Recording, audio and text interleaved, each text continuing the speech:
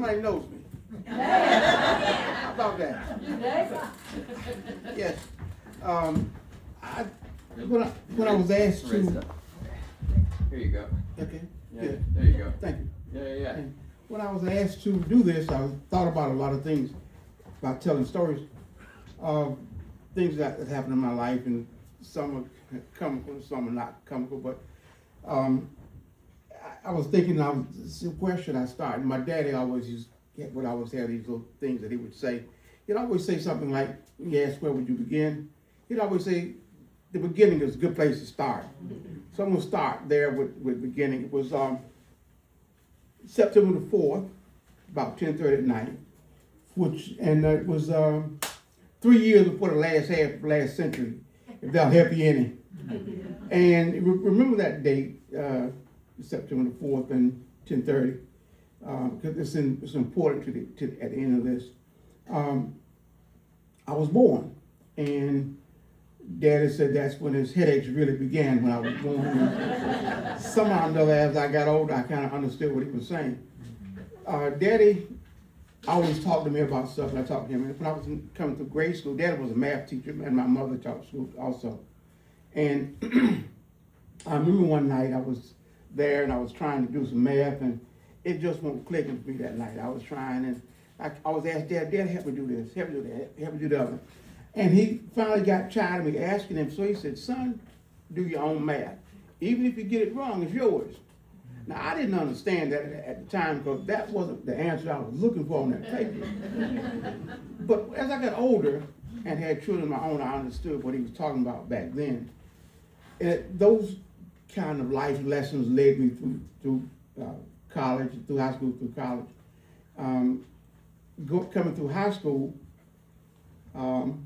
I had the privilege, I was 16, I think it was 16, and I got my driver's license the year before, and the following year, I got a chance to do something that some people here may have participated in this, but no, I don't think a lot of younger people than me did.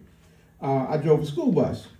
It was a big responsibility driving. I think I had like 40, 50 odd students on the bus. And I had to pick them up in the morning and take them back in the afternoon. And that was fun because I was driving and I knew everybody on my route. I knew all the parents and so on. But that was fun for me. And I think about that now. That was another lesson that taught me responsibility as I was coming along. And I look back now, I don't know if I would want my children to drive a school bus. With other people's children on it. I know my grandson would not do well. His tolerance is very short. But I learned tolerance. I learned to listen. I learned to be attentive to what was going on around me because it was important to get the students there. Later on, I went to college, and these little things followed me along. And coming from Horton, I had learned what I thought was a lot. And I got to college and I found I had not learned a whole lot at all. But I had learned a lot for Chatham County, but there were students there who knew way more than I did, which was a blessing and a curse because you could always learn, but then you're not where you thought you ought to be. So that was part of my growing up process. And my junior year, I think it was, I met this guy named MD. And his girlfriend and my girlfriend were next door dorm mates. And they came to knock the door one night. Guy came in and said, I'm looking for EH. And I didn't know who he was. So I didn't say anything because I didn't just automatically answer up to just who was EH.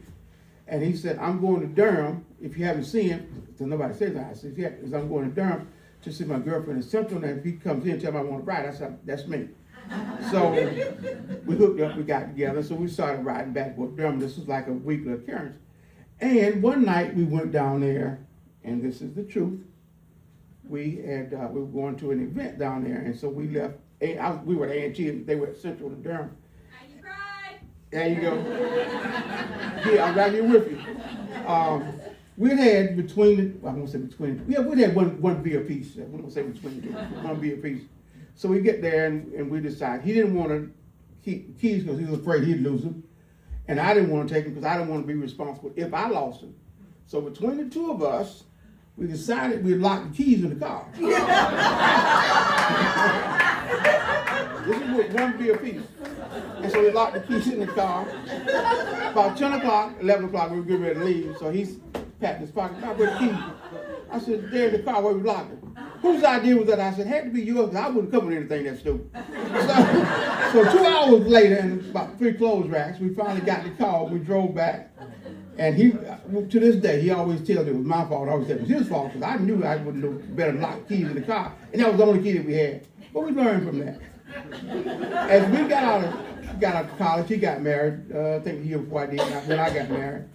And I'd always been, science was my field, is my major study in field, my major study in school. And I was telling Rocky there that we stole a cat in our anatomy class. We had a cat that was in formaldehyde. We stole the cat. We weren't supposed to take it out of the lab. We'd been warned not to take it out of the lab. So that was just a red flag, was to take the cat out of the lab. So we took the cat out, kept the cat in the dorm. And somebody, I think what really happened, somebody reported the cat being in the dorm and got back, and the instructor said, "We have a cat missing." And people started looking around, "Who stole the cat?" And what he said was, stuck with me. He said, "If anybody else takes the cat out of this lab, everybody's going to flunk." And so everybody decided it was best to study in the lab at night. So we didn't take no more cats out. But being in science, I had seen cats born, baby cats around the yard been born, and dogs and some chickens. I never seen a baby born. The wife got pregnant after marriage, and I'm standing there, and my oldest daughter, saw her being born. A milestone for me to see that happen. The second childbirth was my youngest daughter. That was great. 2, I said, okay, I'm finished with the childbirth thing. Then my oldest daughter has a child. She has a C-section. So I get, the husband was, "I'm not going.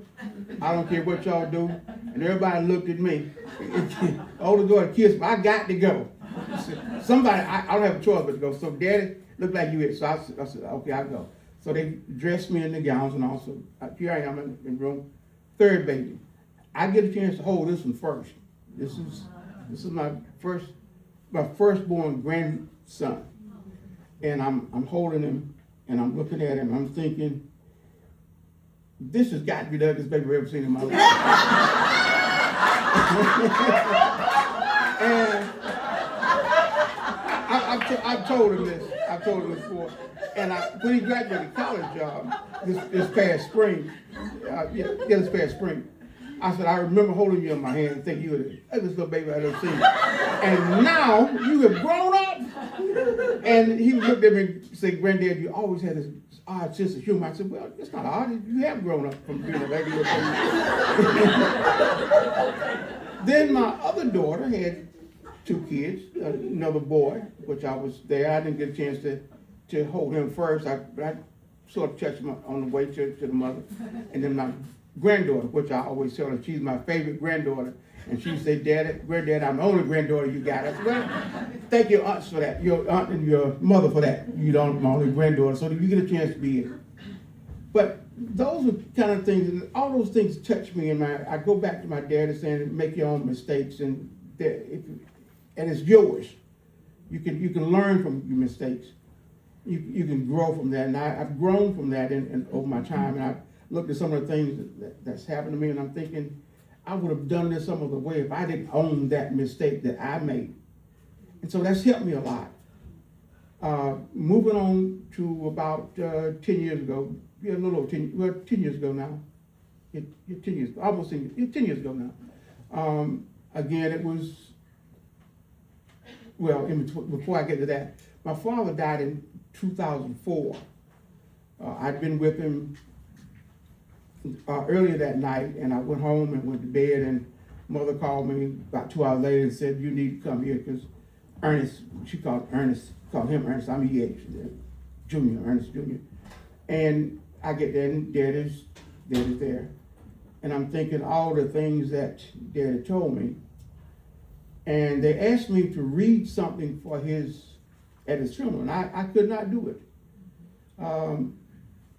Every time I thought about reading it, I thought about what Daddy would say to me. So I was not prepared to do that. And I didn't do it. I don't feel bad that I didn't do it. I just didn't do it. I couldn't do it. Years later, again, this almost 10 years ago now, it was 10:30 at night, and I had just celebrated my birthday. It was the 5th of September. And I'm sitting with my mother, and she passed while I was sitting there. Now, that was an honor to me because mother, now listen carefully. Mother ushered me into this world. Basically, it was me and her.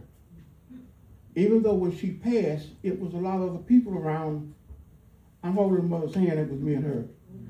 I was there when she transitioned. And I looked at that as being a privilege to be there with her as she had been there with me, to see her into the next life. Another life lesson, another life lesson. It was 10:30 at night, it was on the 5th of September. It was 69 years and a day till I was born, when I was born. And I oftentimes think of what that meant. Was there a lesson in that? And the only thing I've ever come up with is that I was blessed to be there with her. That was my lesson, to be blessed for the little things. Even though it wasn't a fun time, it was a time to understand that it was my turn as the oldest in the family to be the leader in that family. So that's one of the lessons I took from that. That's my story. That's how I got here. It's what keeps me moving, what keeps me motivated.